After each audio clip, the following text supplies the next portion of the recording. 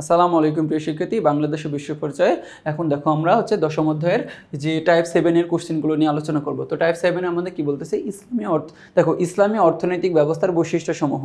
তো এই ইসলামী অর্থনৈতিক ব্যবস্থার বৈশিষ্ট্যসমূহ থেকে কি কি ধরনের কোশ্চেন থাকতে পারে, এই কোশ্চেনগুলো আমাদের জন্য কেমন ইম্পর্টেন্ট তো আমরা দেখব। এখানে আমাদের 100 নম্বর কোশ্চেনে বলতেছে যে ইসলাম ধর্মের মূল স্তম্ভ কয়টি। দেখো, ইসলাম ধর্মের মূল স্তম্ভ কয়টি আমরা জানি যে ইসলাম ধর্মের মূল স্তম্ভ হচ্ছে আমাদের 5টি। কয়টি? 5টি। দেখো, নামাজ, রোজা, হজ, যাকাত কি এগুলো আমাদের হচ্ছে ইসলামের মূল স্তম্ভ। তারপরে আমাদের 101 নম্বরে বলতেছে যে মানুষের জীবনের সামগ্রিক বিষয় নিয়ে আলোচনা করে কোন অর্থব্যবস্থা। দেখো, মানুষের জীবনের সামগ্রিক বিষয় নিয়ে, দেখো যে ইসলাম হচ্ছে আমাদের মানুষের জীবনের সামগ্রিক বিষয় কি। দেখো, এই ইসলাম যদি আমাদের মানুষের জীবনের সামগ্রিক বিষয় নিয়ে আলোচনা করে, তাহলে দেখো এই ইসলামী অর্থব্যবস্থা আমাদের কি যে মানুষের জীবনের সামগ্রিক বিষয় নিয়ে আলোচনা করবে। এরপরে আমাদের 102 নম্বরের কোশ্চেনে বলতেছে যে ইসলামী অর্থব্যবস্থায় হারাম বা নিষিদ্ধ কোনটি। কি যে ইসলামী অর্থব্যবস্থায় হারাম বা নিষিদ্ধ কোনটি। দেখো, যে সুদ লেনদেন, নাকি অধিক মুনাফা অর্জন, নাকি শ্রমিক শোষণ, নাকি আয় বন্টন। আমরা জানি দেখো যে সুদ হচ্ছে আমাদের ইসলামে প্রথম থেকে কি যে এটা হচ্ছে হারাম। তাহলে কি যে সুদ বা লেনদেন এগুলো দেখো যে কোনো প্রকার সুদ লেনদেন হচ্ছে আমাদের ইসলামী অর্থব্যবস্থায় হারাম হিসেবে কি সেটা হচ্ছে গণিত হবে।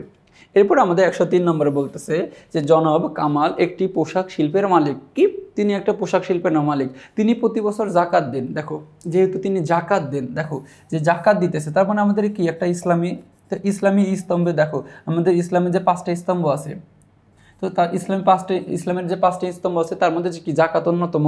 তারপরে বলতেছে জনাব কামালের ক্ষেত্রে কোন ধরনের অর্থব্যবস্থা ইঙ্গিত রয়েছে। দেখো, আমরা জানি যে ইসলামের অর্থব্যবস্থায় কি হয়, জাকাত দেওয়া হয়, প্রতি বছর অন্তর অন্তর কি হয় একটু জাকাত দিতে হয়। এরপরে আমাদের 104 নম্বর কোশ্চেনে বলতেছে যে ইসলামী অর্থনৈতিক ব্যবস্থার বৈশিষ্ট্য কোনটি। দেখো, ব্যবস্থায় কোনটি সঠিক।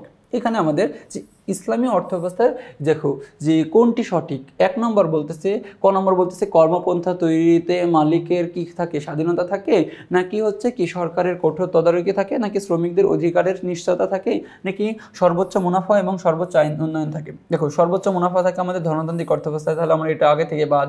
এবং কর্মপন্থা তৈরিতে মালিকের স্বাধীনতা থাকে। আচ্ছা, কর্মপন্থা তৈরিতে মালিকের স্বাধীনতা থাকে, এটা হচ্ছে আমাদের ধনতান্ত্রিক অর্থব্যবস্থার অন্যতম একটা বৈশিষ্ট্য। কি ধনতান্ত্রিকের এটা। তারপরে বলতেছে সরকারের কঠোর তদারকি, সরকারের কঠোর তদারকি থাকে সমাজতান্ত্রিকে। কি সমাজতান্ত্রিকে থাকে এটা।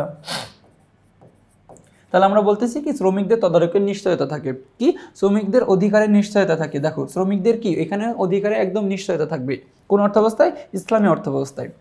তারপর 105 নম্বরে কি বলতেছে যে 105 নম্বরে বলতেছে যে ইসলামী অর্থনৈতিক ব্যবস্থার ক্ষেত্রে কোনটি সঠিক। কি যে ইসলামী অর্থনৈতিক ব্যবস্থার ক্ষেত্রে কোনটি সঠিক।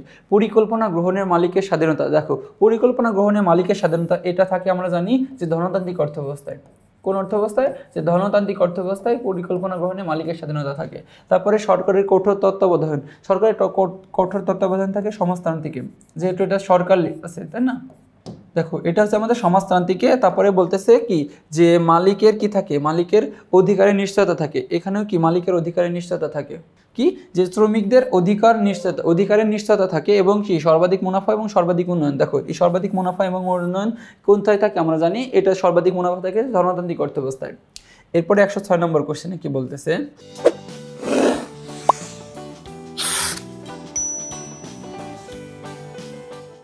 যে ইসলামী অর্থব্যবস্থায় গ্রহণ করা হয়েছে কি। দেখো, ইসলামী অর্থব্যবস্থায় গ্রহণ করা হয়েছে যে সুদমুক্ত আমানত রাখা। কি যে সুদমুক্ত আমানত রাখা।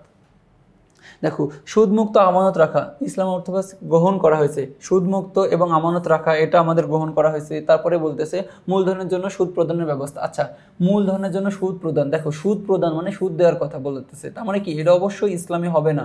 কি হবে? এটা অবশ্যই ইসলামী হবে না। তাহলে এটা হচ্ছে না, তাহলে কি এটা হচ্ছে না। তারপরে বলতেছে সুদমুক্ত ঋণ গ্রহণ। আচ্ছা, এই যে আমরা ইসলামী অর্থব্যবস্থাতে দিয়ে থাকি যে সুদমুক্ত ঋণ গ্রহণ দিয়ে থাকি, তাহলে এটা বলতেছে 1 ও 3। এরপরে আমাদের 107 নম্বর এমসিকিউ বলতেছে যে ইসলামী অর্থব্যবস্থায় অর্থনৈতিক কর্মকাণ্ড নির্ধারিত হয়। দেখো, ইসলামী অর্থব্যবস্থায় অর্থনৈতিক কর্মকাণ্ড নির্ধারিত হয় ইসলামের মূল 5টি স্তম্ভের উপর ভিত্তি করে। হ্যাঁ, এটা হচ্ছে আমাদের ইসলামের 5টি স্তম্ভের উপর ভিত্তি করে। তারপরে আমাদের বলতেছে যে সরকারি 2 নম্বর বলতেছে পবিত্র কোরআনের নির্দেশ অনুসারে, কি যে পবিত্র কোরআনে এখানে আমাদের নির্দেশ অনুসারে থাকবে। তারপরে এখানে যে দেখো যে সরকারি নিয়ম অনুসারে, আচ্ছা সরকারি নিয়ম অনুসারে সকল কিছু পরিচালিত হয় কি যে সমাজতান্ত্রিক অর্থব্যবস্থায়, কি অর্থব্যবস্থায় যে সমাজতান্ত্রিক অর্থব্যবস্থায় সকল কিছু পরিচালিত হবে। তাহলে এখানে তো এটা হইতেছে না, তাহলে আমরা বলতেছি কি উত্তর হচ্ছে 1 ও 2। তাহলে 1 ও 2 কোথায় আছে, গতে আছে।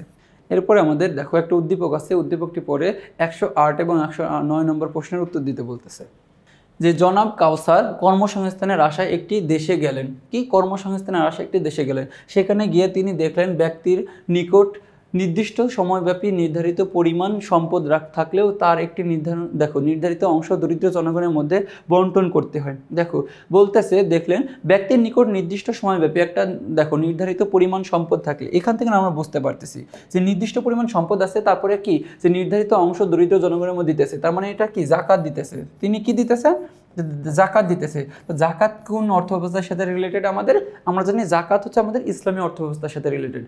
দেখো আমাদের 108 নম্বর কোশ্চেনে বলতেছে যে জনাব কাউসার যে দেশে গেলেন সে দেশে কোন ধরনের অর্থব্যবস্থা প্রচলিত। দেখো সে দেশে হচ্ছে আমাদের ইসলামী অর্থব্যবস্থা প্রচলিত। কোন অর্থব্যবস্থা প্রচলিত, ইসলামী অর্থব্যবস্থা প্রচলিত।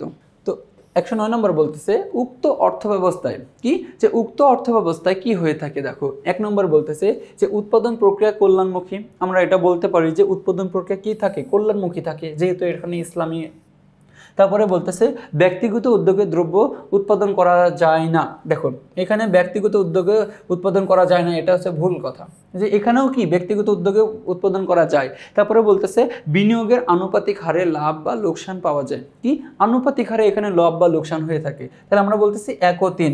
তো দেখো এর মাধ্যমে আমরা কি টাইপ 7 এর কোশ্চেনগুলো সলভ করে ফেললাম। পরবর্তীতে আমার টাইপ 8 দিয়ে দেখা হবে। ততক্ষণ পর্যন্ত সুস্থ থাকো, ভালো থাকো, আসসালামু আলাইকুম।